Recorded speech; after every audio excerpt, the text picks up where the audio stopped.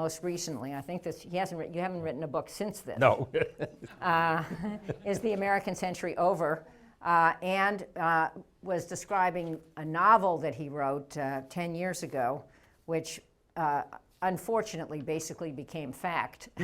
So we don't want Joe to write any more scary novels, but we obviously want him to describe his latest book, and I'm sure you want to ask him questions about a number of his other books. I mean, I think very few people have coined terms that are now so central to our policy discussions, like soft power and hard power.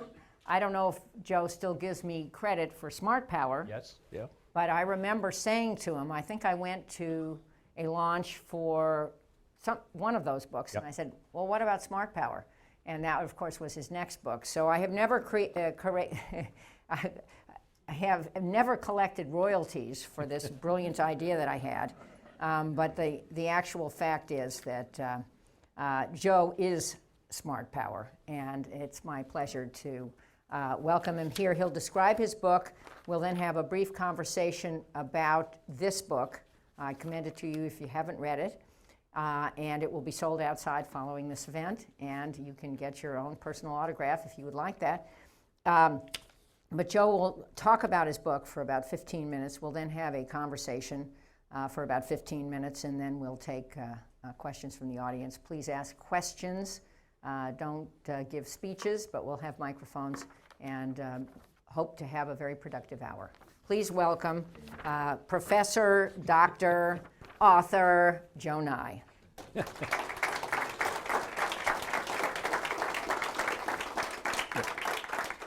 Thank you very much, Jane. I must say that even though it was a brief 1 month, it's a pleasure to be back at the Wilson Center. And I would add that your introduction about these books reminds me of one point when I was being given a roasting at a birthday party. People were sending in telegrams. That's how people communicated in the old days. And, you know, where you'd say, here you're back in the country, stop, everything okay, stop, and so forth. The telegram they delivered to me said, it was allegedly from the president of Harvard, Derek Bach, and it said, here you've written another book, stop. Anyway, I would like to say a little bit about is the American century over? And keep my remarks short enough that we get a conversation going. But remember, the term American century was coined by Henry Luce in 1941. And he used it to try to get the United States involved in World War II. After World War I, the United States was the most powerful country in the world, but it didn't live up to that. We retreated into isolationism and did not become central to the global balance of power. In fact, it wasn't Luce's term that led us into World War II. It was the Japanese attack at Pearl Harbor. And without that, it's not clear what would have happened. But it is clear that, that Luce coined the phrase. And the interesting question is whether that is now over. And what I try to do in the book is use this device of Luce's term, and if he coined it in 2041, to ask where will we be in 1941, where will we be in 2041? Will this be the end of the American era? There are many people who think that's the case. There are polls that show that something like nearly half of the American people think that China has already or will soon pass the United States. And there are books that are written about the Chinese century, meaning the 21st century. And one of them by a British author, Martin Jock, has a revealing title. It's called When China Rules the World. So there is something of a new conventional wisdom about this. And I thought it'd be interesting to try to take that on, to ask whether it's true or not. It starts with two parts. One is whether the U.S. is in decline, and then the question of whether China is going to pass the U.S. So let me look at each of those in turn. When you talk about decline, it's worth remembering that this is a confusing term. It refers to two different things. One is absolute decline, which is what happened to ancient Rome. The other is relative decline compared to other countries. In terms of absolute decline, you do get the occasional op-ed that says that Washington is so dysfunctional that we're like ancient Rome and that there's nowhere else to go but down. I think if you look at this, it's not a very good analogy. It's worth remembering that Rome didn't succumb to the rise of another empire. It succumbed to inability to defend itself against hordes of barbarians. And the reason was there was no internal productivity in the Roman economy, and they succumbed to internecine warfare, not of the kind of partisanship we see in Congress today, but actual killing each other. And we haven't done that in this country for, well, not since 1865.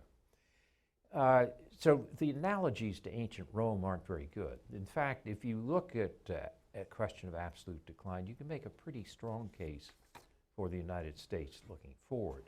In terms of demography, the United States is the only developed country or rich country which will keep its position demographically by the middle of this century. The ranking of countries now is China, India, US.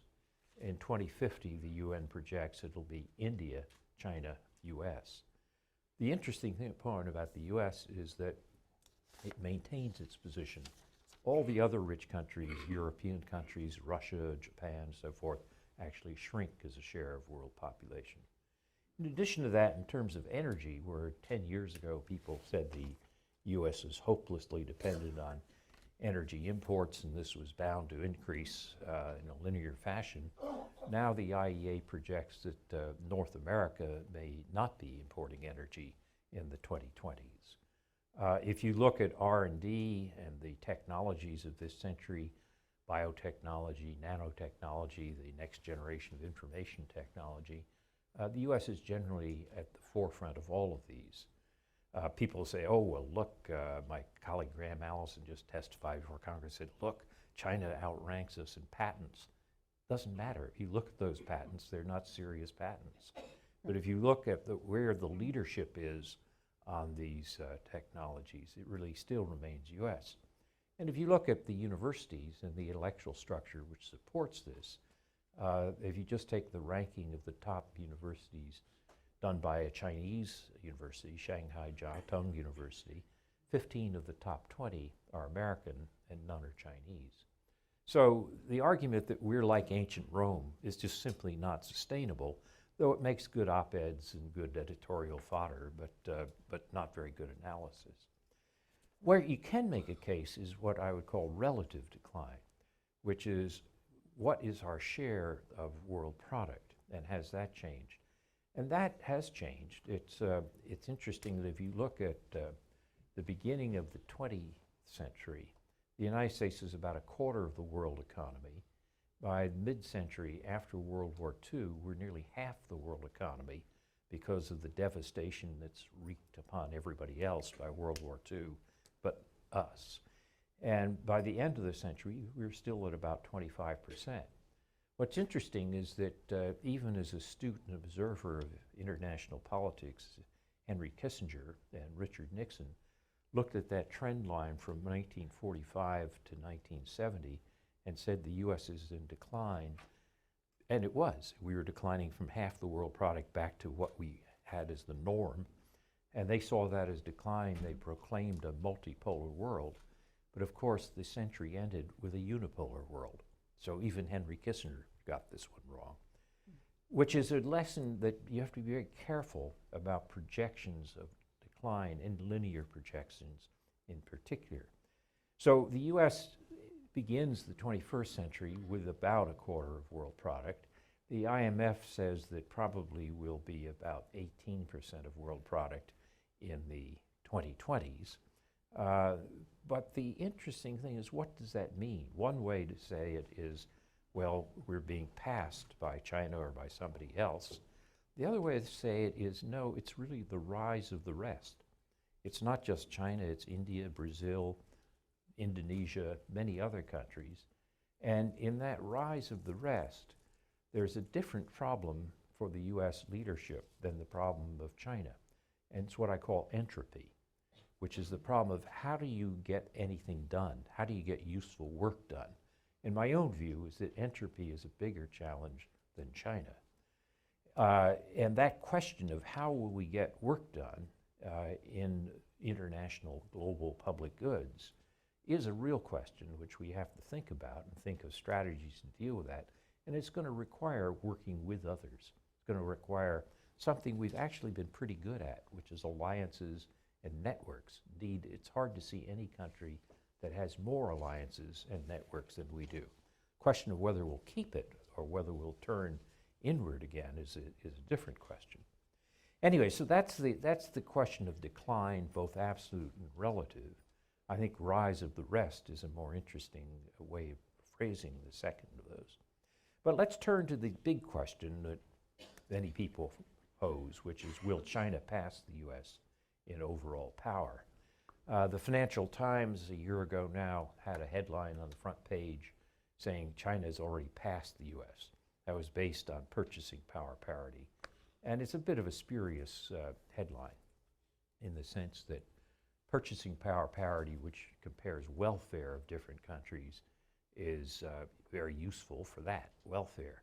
But when you're comparing power of different countries, you don't import jet engines or oil in purchasing power parity. You import it at the exchange rate. And at the exchange rate, the US is still considerably ahead of China. But if you project ahead and China continues growing at the rate it's been growing, then there is a point at which the Chinese GDP will be larger than the US. And the question is, when will that be? The economists used to play a little game on this when China was growing at 10% and the US was in the doldrums of saying this will happen by 2019. Now people are saying, well, probably 2027. This is Jim O'Neill of Goldman Sachs' estimate. Charlie Wolf of RAND says, no, it's going to be closer to 2050.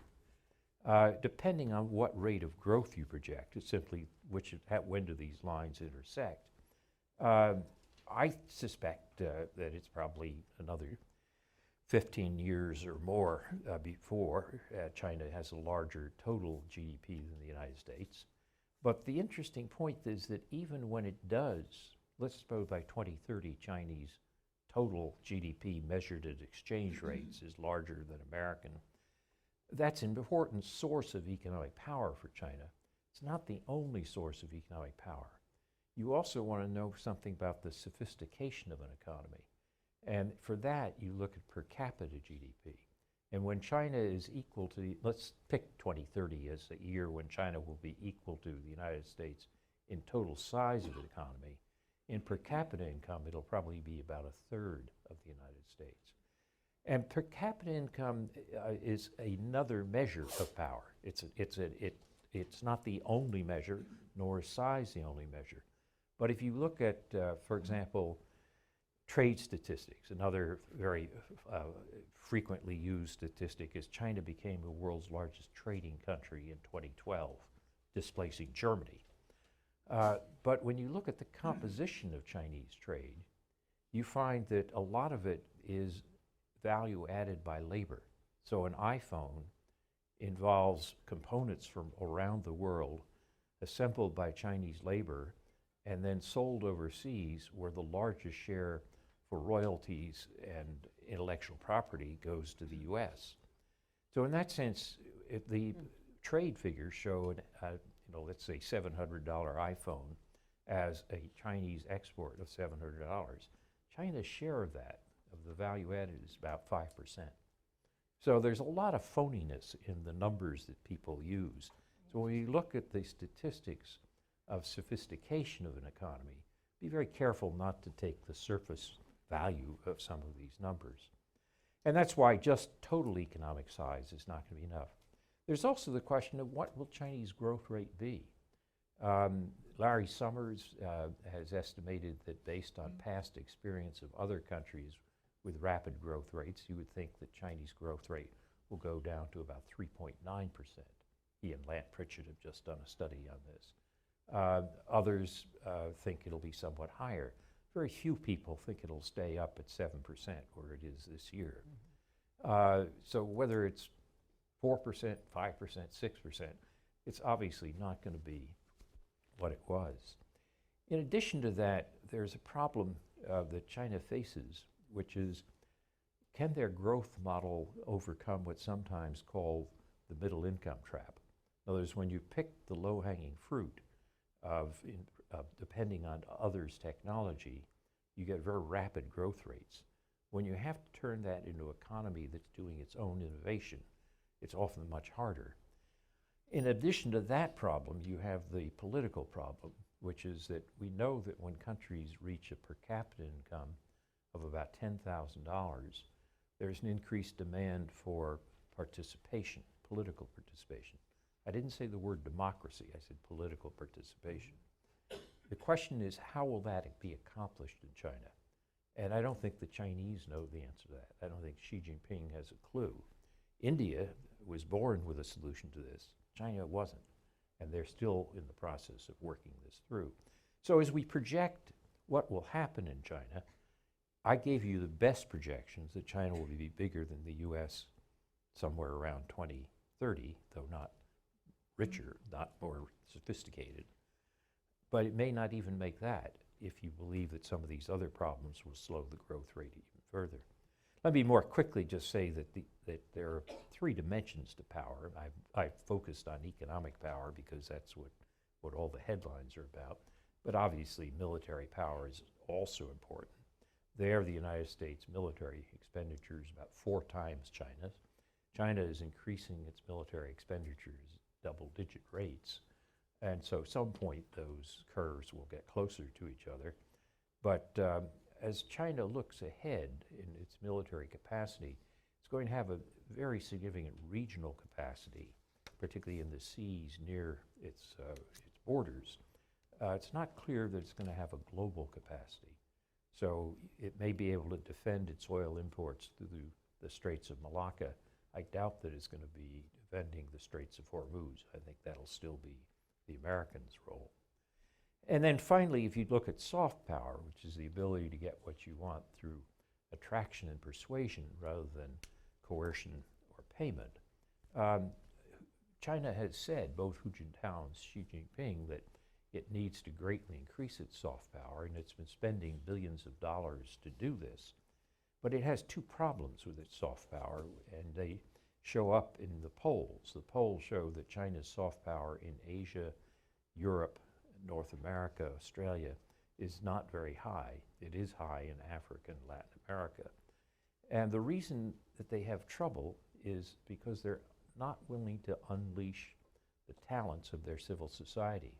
So long as you have party control, you don't have the total freedoms that would give them the ability to fully develop soft power.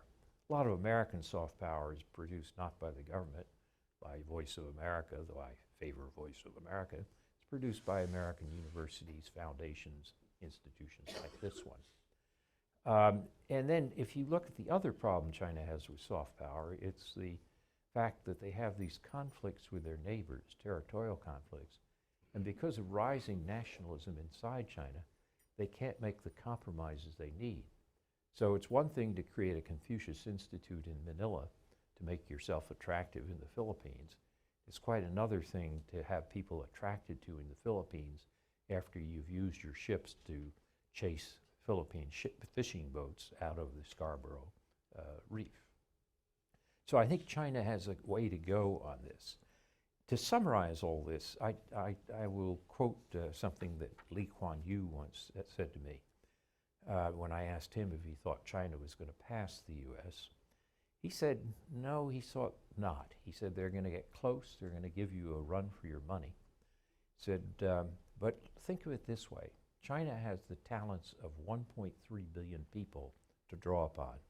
The US has the talents of 7 billion people to draw upon. And what's more, it can take the best and recombine them in a diversity and creativity that's impossible under ethnic Han nationalism. This, of course, by an ethnic Han.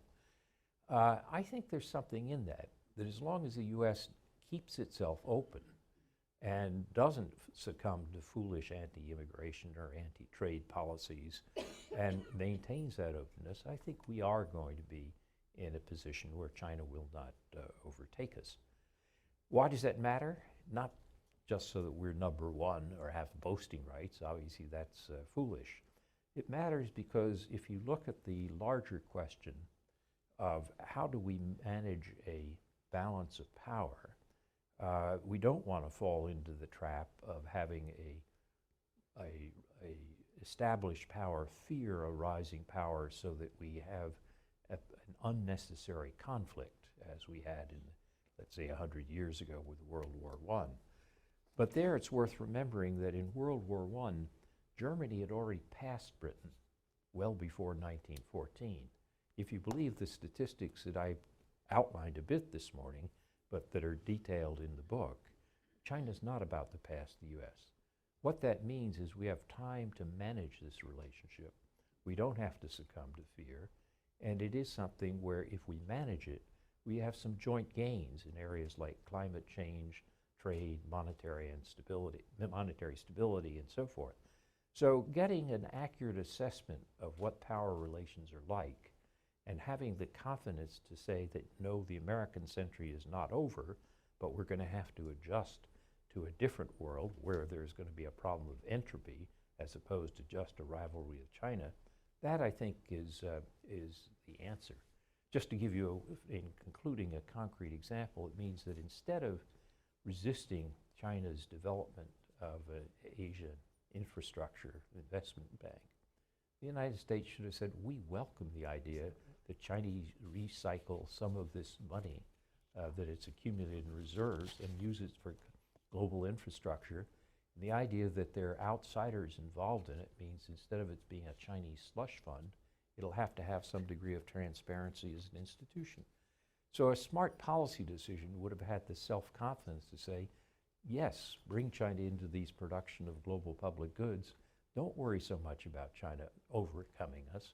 That's not the problem. The problem is how are we going to get work done? And that's going to take a rethinking of how we look at the point of the American century. It's not over, but it's going to be very different from what it was when Henry Luce first talked about it. So that's the message of the book. Terrific. Terrific.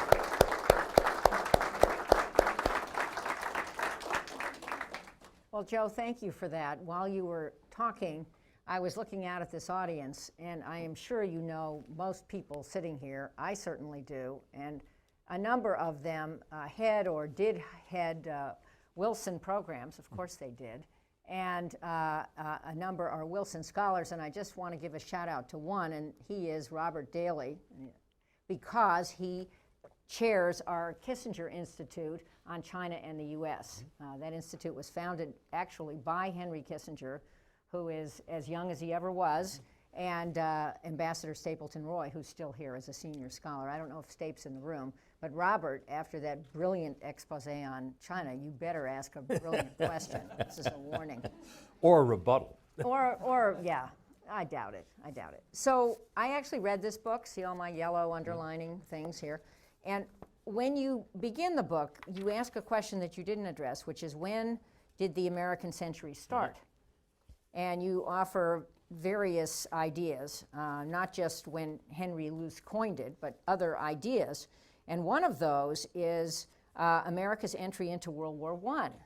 And does everybody remember who was president when America entered World War I? This is a test. Does anybody not know? No, this is a smart audience. Well, so I guess my first question to you is, in thinking about Woodrow Wilson's role in the American century whenever it started, I mean, how do you assess that? Well, this is going to be sacrilege. Not only did I say that Henry Kissinger didn't always get everything right, but I'm now going to say that Woodrow Wilson didn't always get everything right either. The last... We actually agree with that. Not just about World War I, but race and women's suffrage. And no, but even on international politics, if imagine that, I wrote about this in the last book I did called Presidential Leadership and the Creation of the American Era. Imagine that Wilson had not been president. In the election of 2012, imagine Teddy Roosevelt had been elected, or that he'd had a third term. I think we would have entered World War I. In other words, it wasn't because of Wilson. It was in the cards, so to speak, that we had entered World War I. But the rationale would have been totally different. Roosevelt would have made it a balance of power rationale, a realpolitik rationale. Wilson made it a crusade. In the process of making it a crusade, he raised people's hopes and aspirations in such a way that there was a very strong reaction against it in the 20s and 30s, which contributed to isolationism. So I think it was Wilson's moralism and his crusade, which he was using to appeal to the American people. This instinct is there in the American people, and but I think it had unfortunate effects in the 20s and 30s. Teddy Roosevelt, I think, would have gotten us into the war probably sooner than Wilson, and his rationale would have been quite different, would have been about balance of power. But Wilson also imagined an international order. He was never successful in fully achieving it. But as we look at the international order that we have, Henry Kissinger would argue there isn't world order, but there certainly are organizations that purport to have something to do with establishing world order. Do you give Wilson positive credit for that? Oh, I do.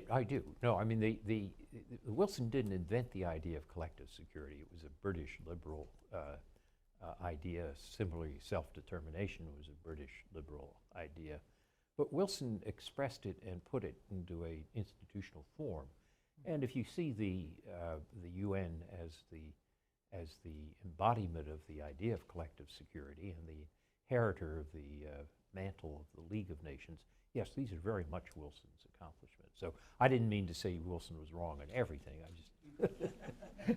I just felt that, you know, you bite the hand that feeds you. Look, Jane. you flunked scholarship here, Joe, and it shows. A lot of your conversation was about unipolar world, multipolar world. And you said we had a multipolar world, I guess then we had a bipolar world, then we had a unipolar world, now we have an emerging multipolar world again. But I want to ask about a term you didn't use, and I use it, and I want to see what you think of it. Madeleine Albright continues to call the United States the indispensable power. Jane's amendment to that is, how about calling the United States the indispensable partner? What do you think about partnership as a strategy now in the world? It's obviously what President Obama's trying to do in this mess called the Middle East. Build a coalition of the willing and have partnerships with other countries who agree to share the burden of bringing some order. I agree with that. I mean, I think your term is also a more felicitous term, just like you corrected my soft power once. You said, look. It'll be his next book. You said, and I want royalties this time. That's right. No, but you said, I can never stand up in front of an audience in my constituency, which has big defense contractors, and talk about soft power, start using smart power. So I did. But no, I think the trouble with indispensable power is that it tends to put people's backs up a bit. Indispensable partner, I think, is right. And you can justify it on a theory called collective goods theory, which says that when you have a public good or collective good, if the largest potential consumer doesn't help to produce it, nobody else will. In other words, why would a Switzerland or a Burundi produce a public good? Whether it does or doesn't spend on it makes no difference at all, and either it will consume it as free or not. Whereas if you're a large country, if you don't produce the public good, whether that be stability or monetary stability or dealing with climate change or whatever, nobody else is going to be able to do it. So in that sense, the U.S. does remain indispensable because it remains the largest. But what we've got to learn is that as China becomes closer to us in power, we've got to get them involved in helping to produce those global public goods. And we are well placed, we're better placed than any other country. I have somewhere in the book a little statistic which I got from The Economist, to give credit where credit's due. The United States has about 60 close allies and partners. China has about 2, and North Korea being one of them. And in that sense, we have the capacity to create these partnerships and networks to get work done. But when we fail to ratify the amendments to the IMF, as Congress has done since 2010, we're shooting ourselves in the foot. Or the law of the sea. Or the law of the sea is another perfect example. So I mean, we've got to change some of our internal habits if we're going to adjust to what the American century is going to require in its new incarnation. There's also something you did say today, and it's in the book, but it is a way of thinking about this that sadly I think those who write about it, most of them, not you, don't employ, and that is that there is a positive sum game here. Mm-hmm. It's not all a zero-sum game. Right. And if we think about that, and we think about why friends matter, we can enhance our power by being friends with these rising powers rather than diminish our power. Exactly. Just a couple more questions. Get ready. Robert, you're first, just so you know. Better be brilliant. One, you just said you were at Joe, a cyber meeting? Cyber conference, yeah. In the Netherlands with 2,000 of your best friends from all over the world. When you think about cyber, or you think about the global economy, or you think about terrorism, none of those things respects national borders. And so my question is it even relevant to talk about the American century or a century named after a country, given the ways in which our world no longer respects national boundaries?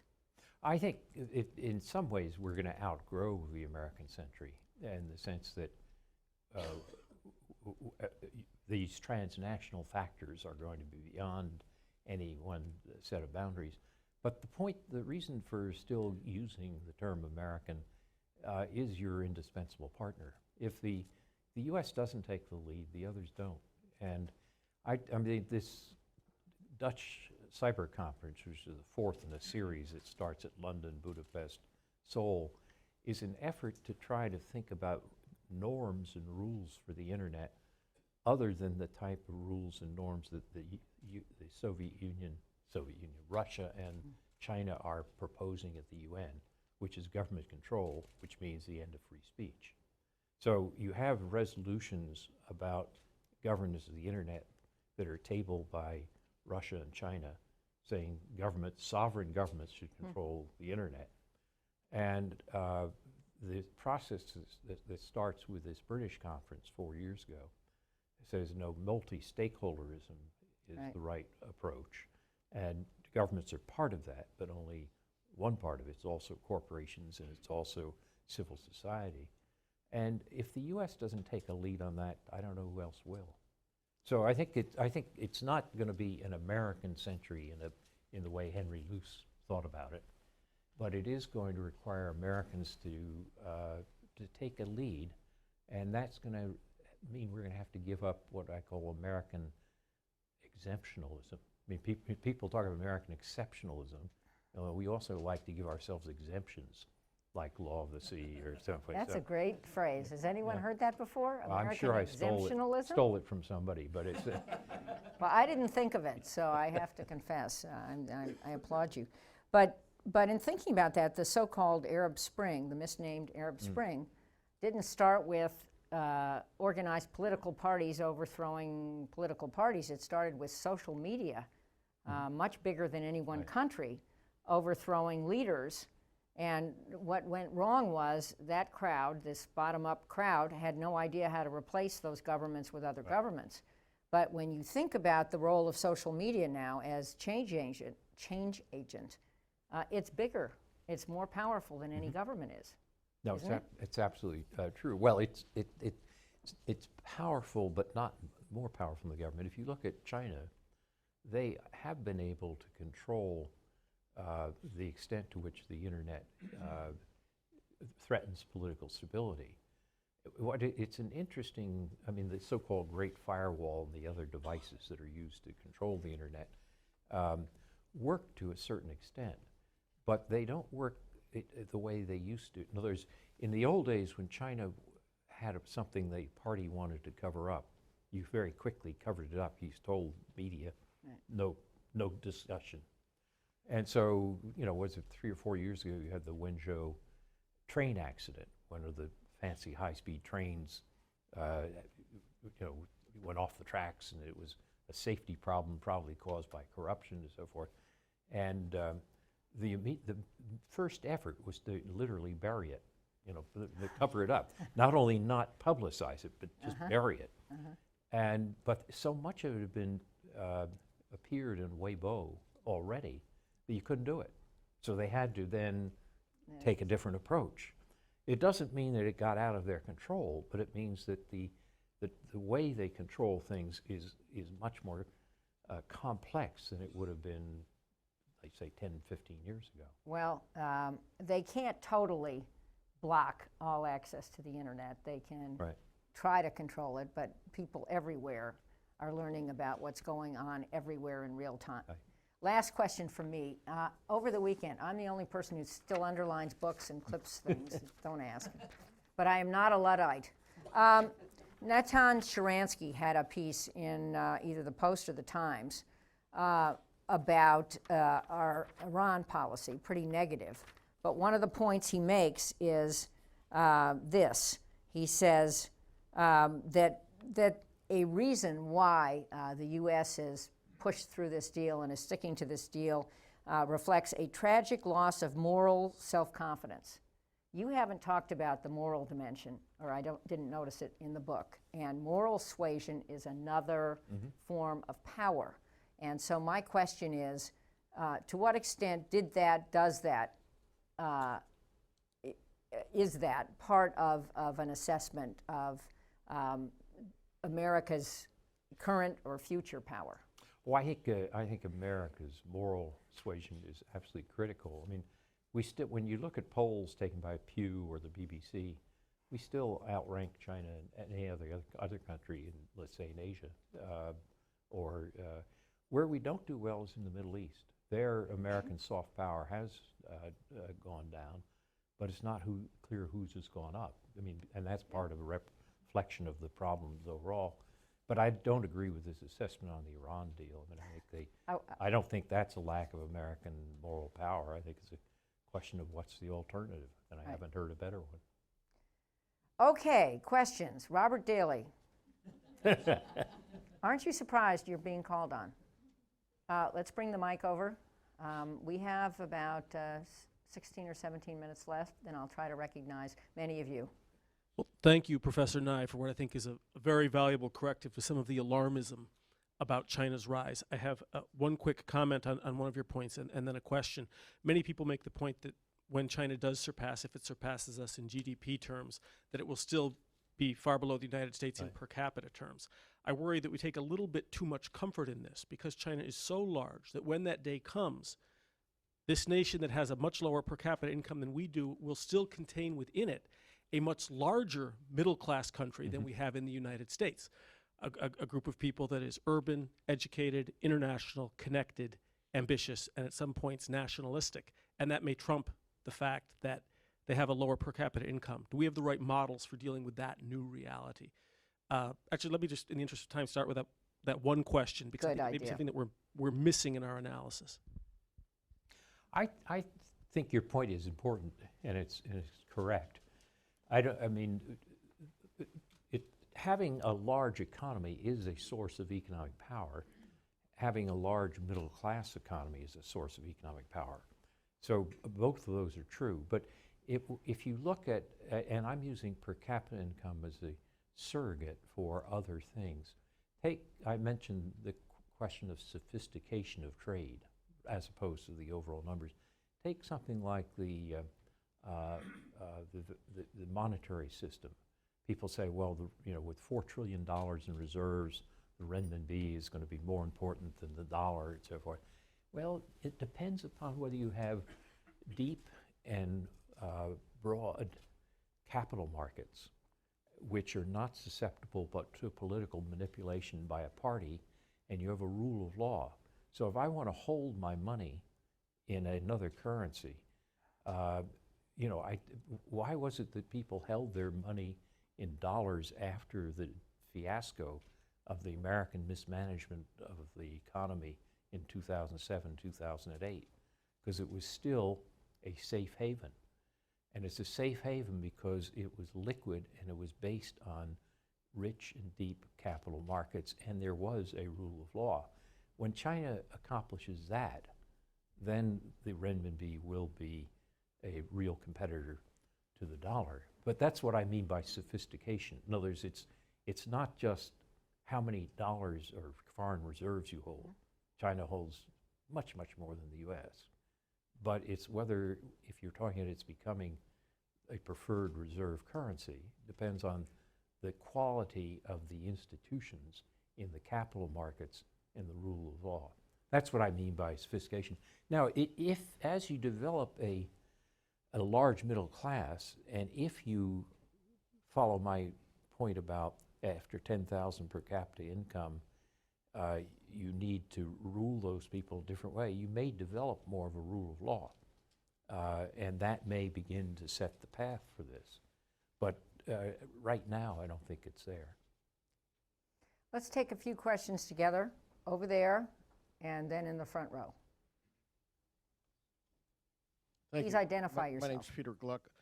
Given what you said about Congress shooting itself in the foot with respect to American leadership, what's your view on the efforts of the Senate to insinuate itself into the Iran nuclear negotiations? And more importantly, what do you see as the end game in that? Between the President and the Senate, I mean. Mm-hmm. And the question in the front. Hey, good morning, Rick Barton. You mentioned insularity as a self-destructive threat. What do you see at the top of your list of self-destructive threats, and which ones do we have in common with China or others? Okay. On the first question of the Congress, I think the idea that 47 senators led by a freshman would write a letter to the head of a foreign country undercutting the national position, I think was pretty bad. On the other hand, we have to keep it in a certain perspective, which was, if you go back to the founding fathers, they created a system where the Congress was deliberately inserted into the foreign policy process. Edwin Corwin, the great constitutional scholar, titled his book about Congress and foreign policy, Invitation to Struggle, that the Constitution doesn't give it all to the executive branch. And it's also worth remembering that George Washington's treaty with Britain, the Jay Treaty, was opposed by his Secretary of State, Thomas Jefferson, who tried to get the Congress to defund it. So we've been at this for a long time. Do I think it's worse now than it was, let's say, 20 years ago? Yes. But is it off the charts in terms of the nature of American government? No, that's the way we were created. So I don't like what I've seen. On the other hand, the idea that that Congress is going to vote on, as long as the vote is essentially treated by the administration as advisory rather than a veto, which it can't be, then it may actually strengthen the bargaining position in terms of the relationship to the Iranians that John Kerry has. But we'll have to see. I mean, the American foreign policy process was designed to be messy, and we're showing it. The vote was bipartisan, it's worth noting, and the president worked with the Foreign Relations Committee to restructure the bill. So that's pretty good news after a very dismal few years. The vote, the final vote doesn't bother me. The letter by 47 senators to a foreign leader, that I found just bad taste. But on Rick's question of what are the self-destructive things that we do, I think, and how do they compare to China? One of the self-destructive things that the Chinese are doing is as the legitimacy of the Chinese Communist Party no longer rests as heavily on economic growth. I mean, as growth has gone from 10% to 7%, and if it is indeed going down further than that, one of the temptations is to replace that source of legitimacy with nationalism. And as that nationalism increases, it inhibits what China can do in terms of its own self-interest. So I've talked to Chinese friends a number of times, say, you know, you claim that we're trying to contain you. I've often said when I testify before Congress that when I was in the administration, Clinton administration, that the only country that can contain China is China, and you're doing it. As you push Vietnam, Philippines, India with these border disputes, you're pushing them into our arms. You're doing self-containment. Why don't you see that and get away from it? And the answer, when a person is being honest about it, is if you try to be, let's say, use soft power, you're going to get hit at home.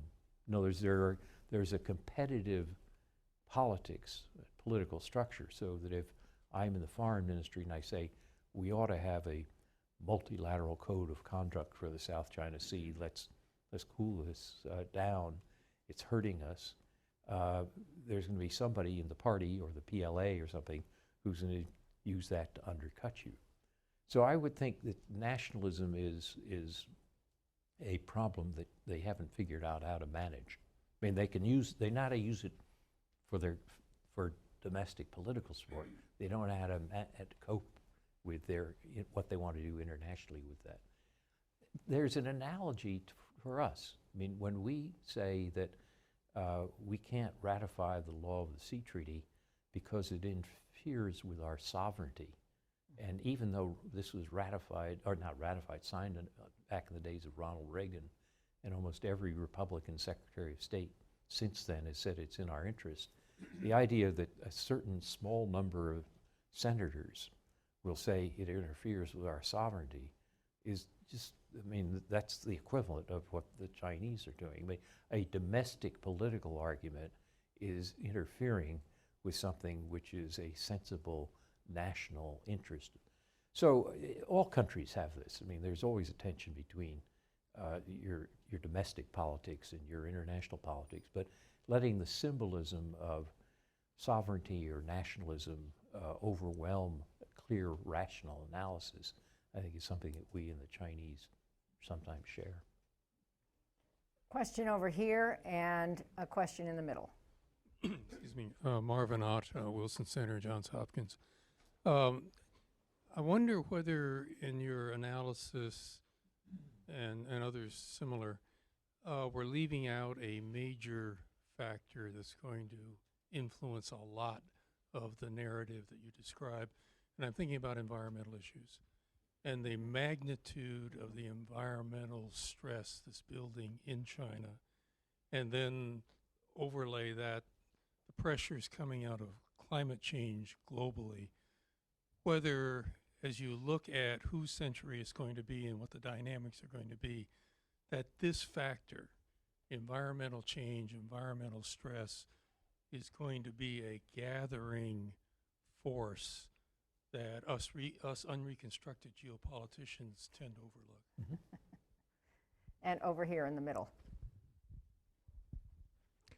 Thank you, Professor Dong Huiyu with China Review News Agency of Hong Kong. And last week, Mr.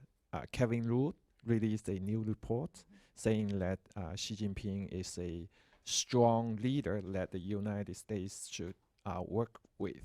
So do you think the US and China could manage the international order well under the leadership of Xi Jinping? What do you expect from his state visit to the United States this fall? Thank you very much.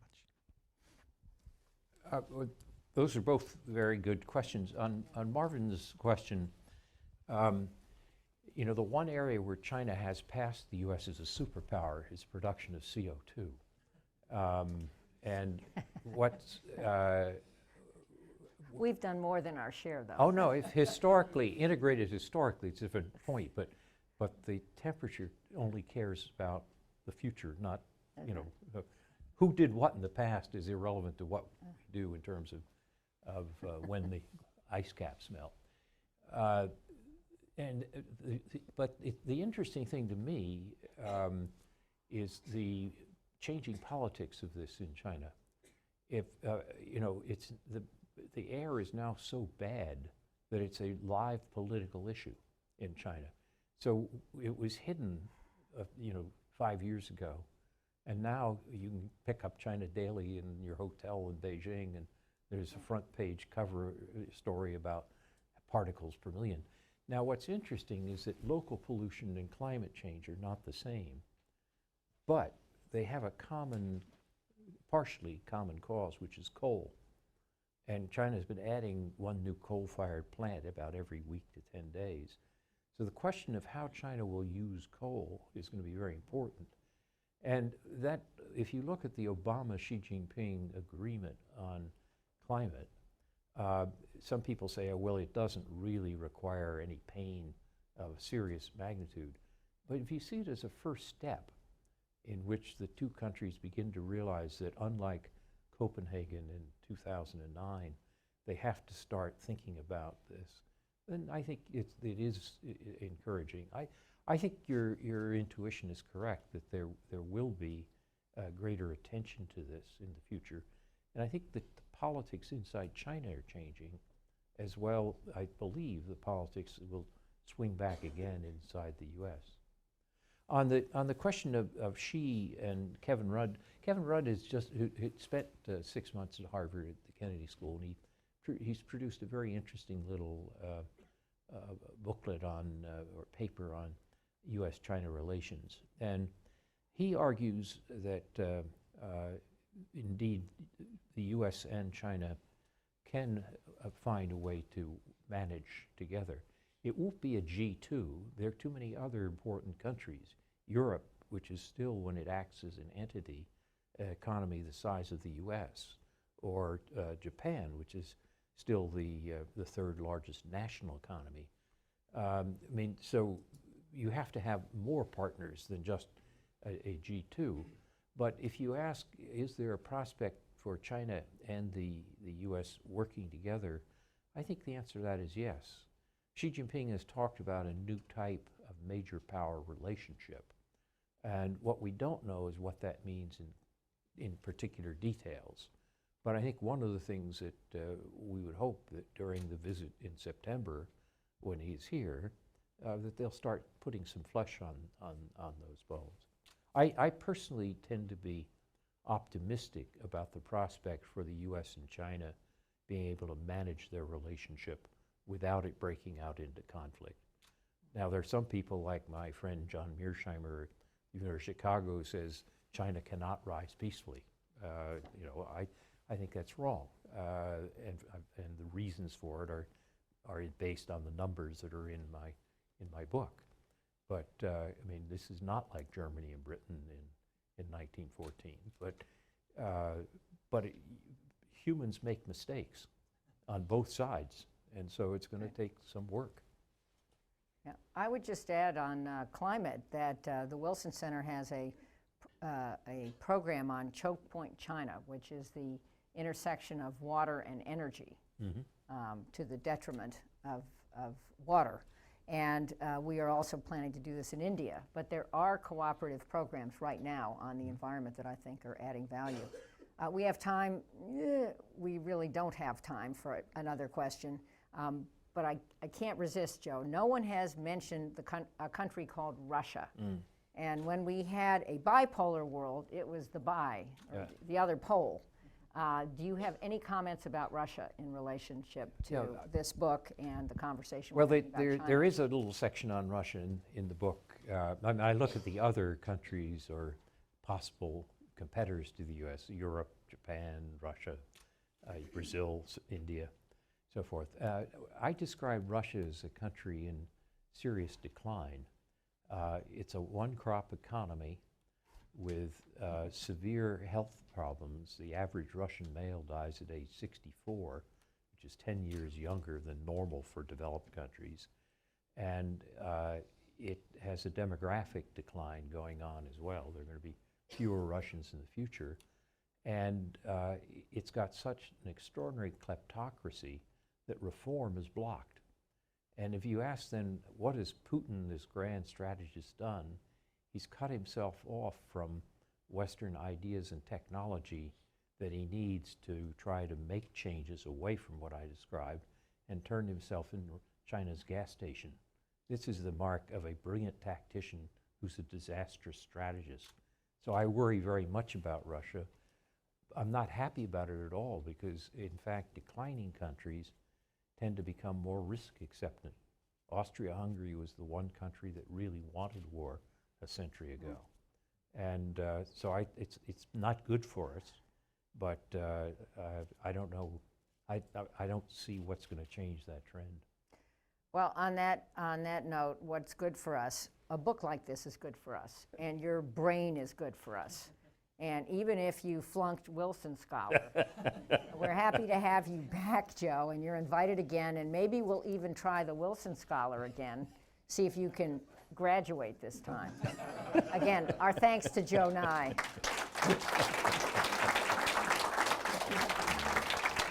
Thank you very much.